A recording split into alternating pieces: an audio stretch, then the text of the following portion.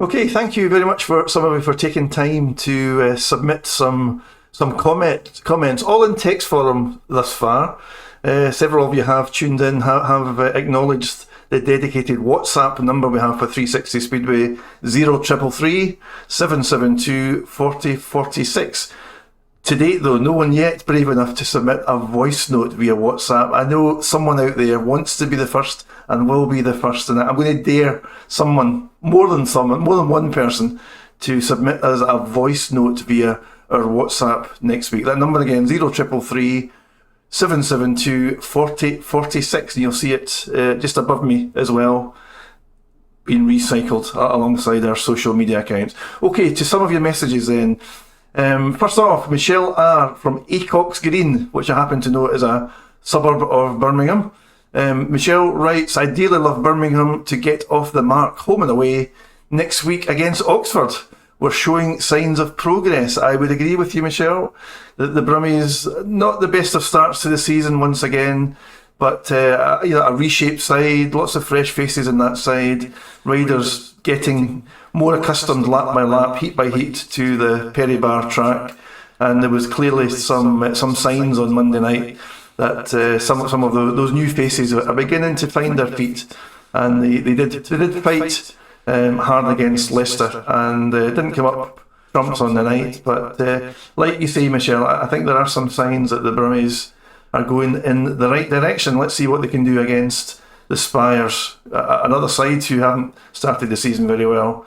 Next week, good luck to you and the Brummies.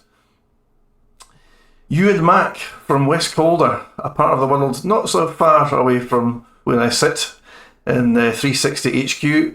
Ewan writes, congratulations to the Edinburgh promotion for signing Oscar Paulus. He settled very quickly and looks to have great promise. Absolutely, Ewan. I've seen the lad make his British Speedway debut for the Monarchs at Ashfield a few weeks ago, in Monarchs' win, opening night win away from home at Glasgow. Still stings a little bit, Ewan, I've got to admit. And Oscar played his part that night. He'd never seen the track before. He done enough to merit Heat 15, as he did at Schofield Park on his first trip to Berwick last Saturday night. And in between times, he's had at least one, I think, outing around his new home track at Armadale, and he looked rather swift and was very much in the point. So, well done to the Monarchs promotion for sourcing another invaluable signing, and I'm sure he'll be a fan's favourite for the Monarchs this season. Jack from South Lynn writes, I was at Kings Lynn on Monday night, of course, for the TNT Sports live broadcast, to see a much stronger, more determined looking home side. Watch out Ipswich, says Jack.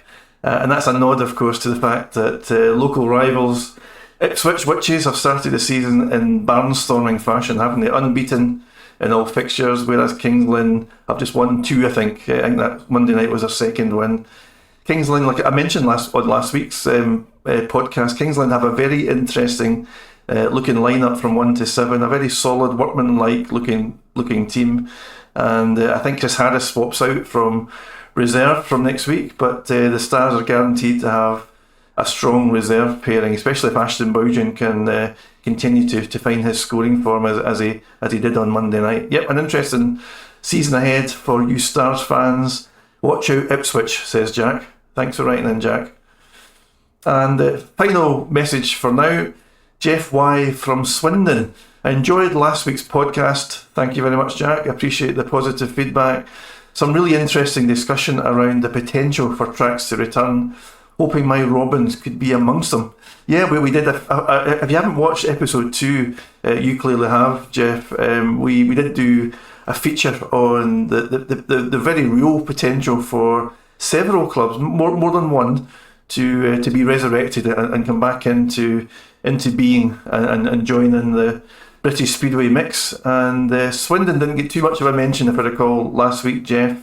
But now that you brought them to our attention, you're right. You know, the Swindon Robins, a hotbed of Speedway, lots of tradition in Wiltshire and in the town of Swindon. And I'm quite sure there will be some driving forces behind the scenes who are looking to rehome the Robins. So good luck to you, Jeff. Keep watching 360 Speedway. Keep contributing. Thank you very much for taking time to text in. Okay, right back at your discussion topics. We're now entering Fan Pulse Lap 3 already, the penultimate lap of this week's episode. And we're going to have a bit of a chat, a bit of a focus around the pricing of British Speedway. So, gents, Speedway competes against other sports and other forms of entertainment, as it always has, of course. And I think, there is some fierce competition for the leisure pound for families and individuals to spend. Speedway, throws its hat into the ring in terms of its offering week on week and month on month.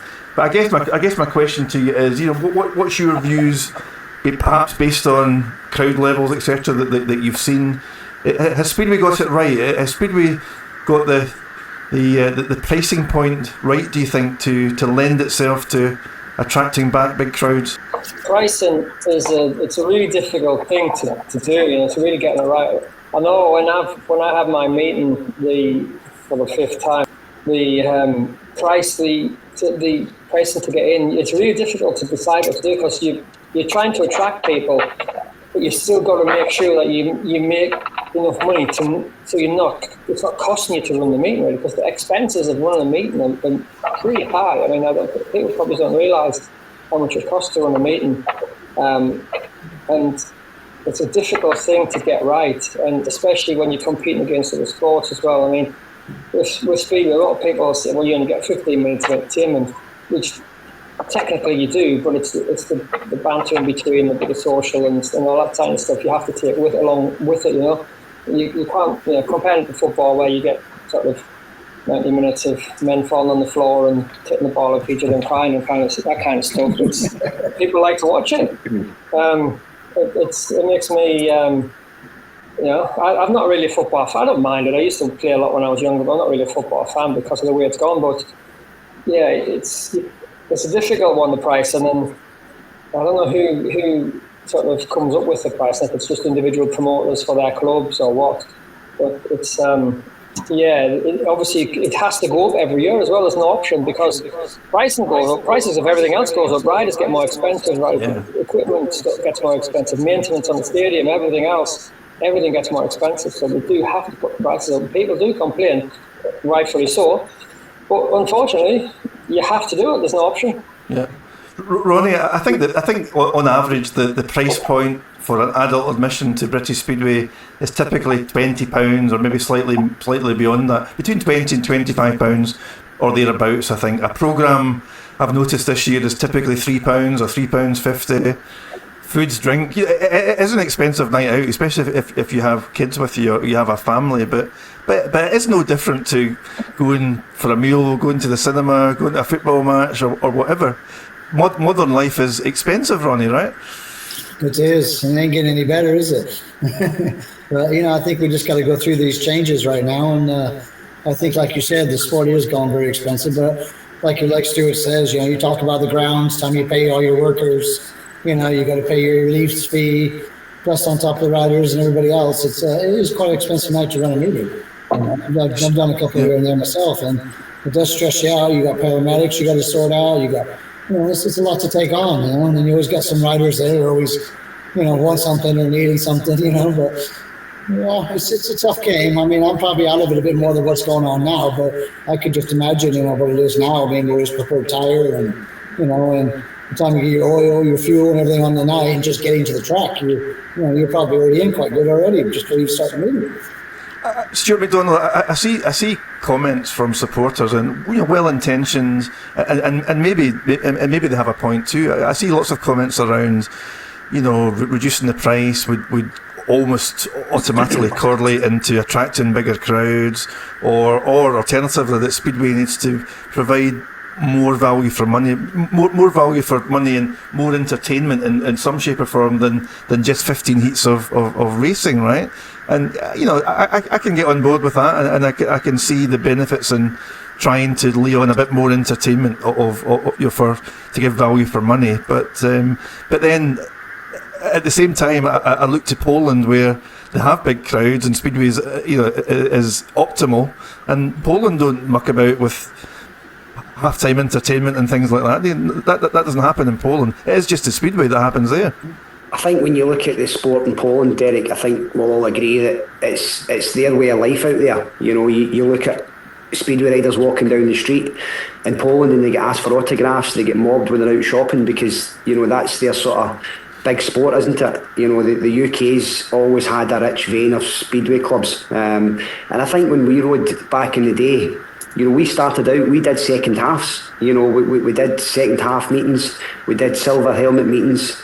You know, I remember even prior to the matches, you had young kids that would go around the track first. But I think, you know, I was at Glasgow, Derek, and obviously you interviewed me in the last couple of seasons, and the entertainment that was put on for the kids and the fans was great. It was second to none. You know, the kids loved it, the crowd loved it. But I do think that when you look at what it costs to get into the Speedway, and you look at, you know, what it costs maybe to go to a rugby match, go to a football match, I mean, the Speedway is probably one of the only sports that you can stand with the opposition and have a pint. Yeah. You know, you can't do that with football, you can't do that with rugby.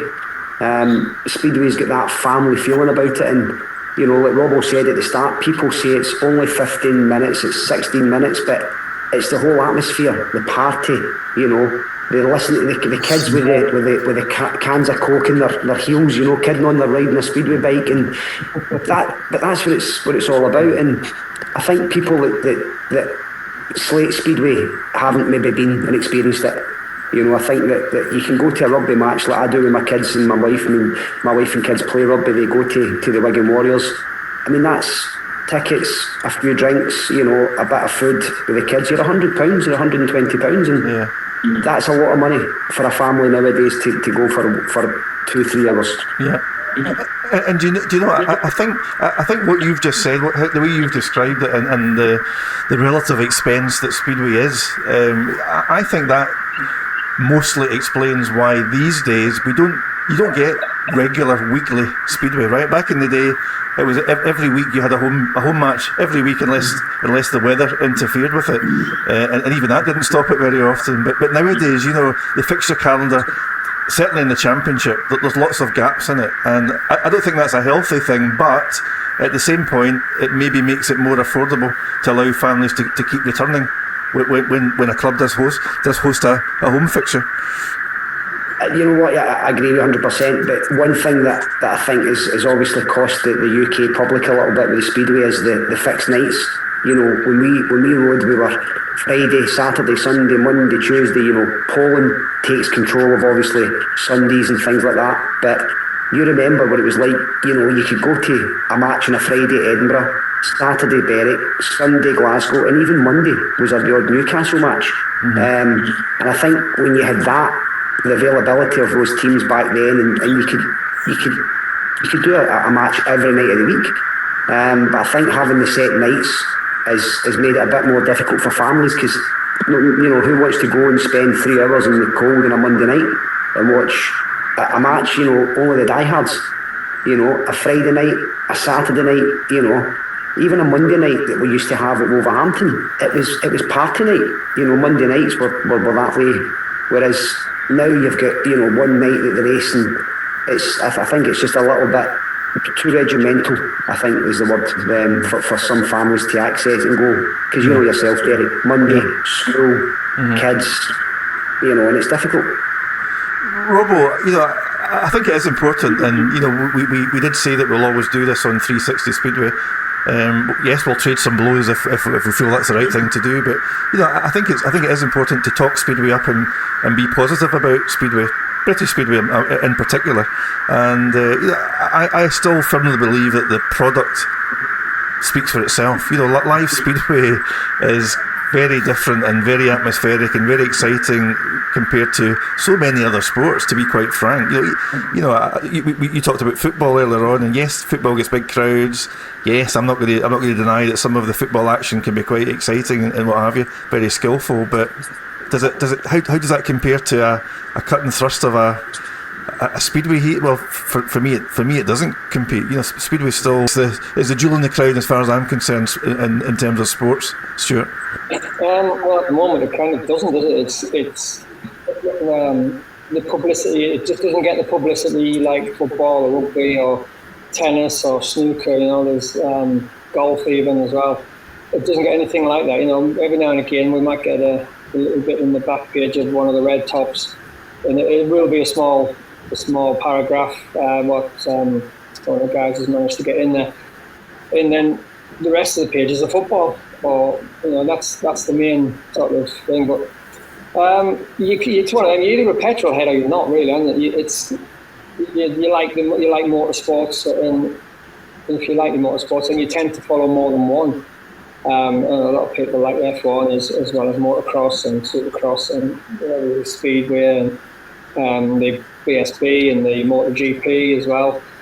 They're all good products, and unfortunately Speedway is probably, as far as it gets bigger crowds in England it gets bigger crowds in motocross, and the supercross that they put on, the stadium cross that gets put on now and again, do pull big crowds, but they're not weekly events. So I can see why the promoters have gone for the set nights, and it's to attract the GP boys back, because it suits them to ride on a set night each week in each country, because obviously there's Denmark, Sweden, Poland, Germany, and wherever else let the guys race. So it gives them more time to get around to each sort of club, because some of the guys will ride in every country.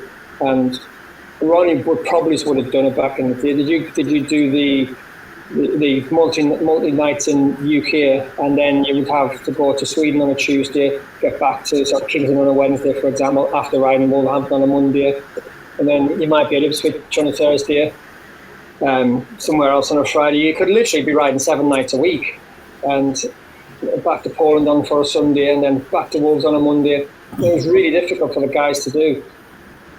So to sort of bring them back, to attract them back, because the money in England, in the UK in general, wasn't as good as the continental scene. It was the only way to attract them back was to run fixed nights. Yep. So I see why the guys have done it. There's pros and cons for it, really, isn't it? I mean, every club had their own race night, didn't they? And that was it. That was their race night, and that was when the fans were used to going, whether it be a school night or not. Yep. They still used to turn out.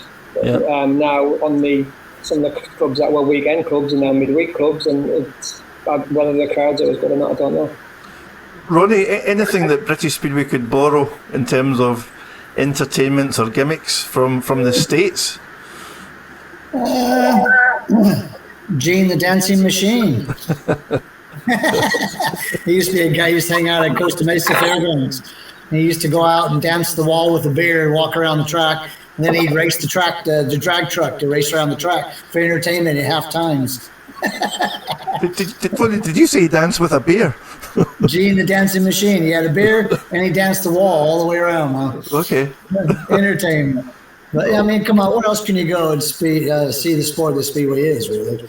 I mean, it's good for the kids, it's good for the crowds, you get to smell methanol, it's action and live entertainment in a short period of time.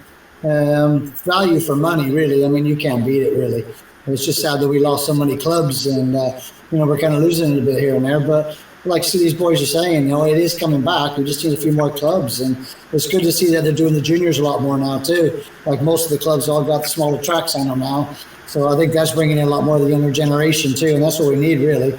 And that's how I started when I was a kid. Waiting for the juniors, I never would have been where I was. So just being really popular and not being big-headed, I was pretty much untouchable when I was in juniors back in the days, and it didn't take much of a reckoning to get back on the big bikes and realize I had more power. And then, even 3 or 4 years later, I was over to England. It just blew my mind. I think I was 13, and within 5-6 years, I was on a continent flying across 10,000 miles away that I never even dreamed about doing. So it's wicked, but it's a sport that I love. I mean, some people do, some people don't, but it's just one of those sports that it just gives you a rush. I mean, every time I used to come in after a race, I'd be still shaking, after a while. I've had times where I'm almost sick because I'm nervous before a race sometimes, and it's just what it is. It takes a lot out of you, and it's entertainment, and I loved it. I just wish I could go back and do it all over again. I know. Thank you, Ronnie. Do I think Speedway should just focus on being Speedway and being different from other sports and play to its strengths. Stewart McDonald, you mentioned about the family appeal and the family appeal, and that's absolutely at the heart of what Speedway is in Britain. And the accessibility to the stars of the shows. You can meet the riders, you can have a drink with them, you can get autographs, all that, photographs, all that good stuff. And Speedway just needs to play to its strengths, I think. And yes, do a bit of work to try and uplift the publicity that it gets nationally. And hopefully, if we can tick those boxes, then we might not be too far away from better times and better crowds. But let's close down Fan Pulse lap 3 and move on to the final lap.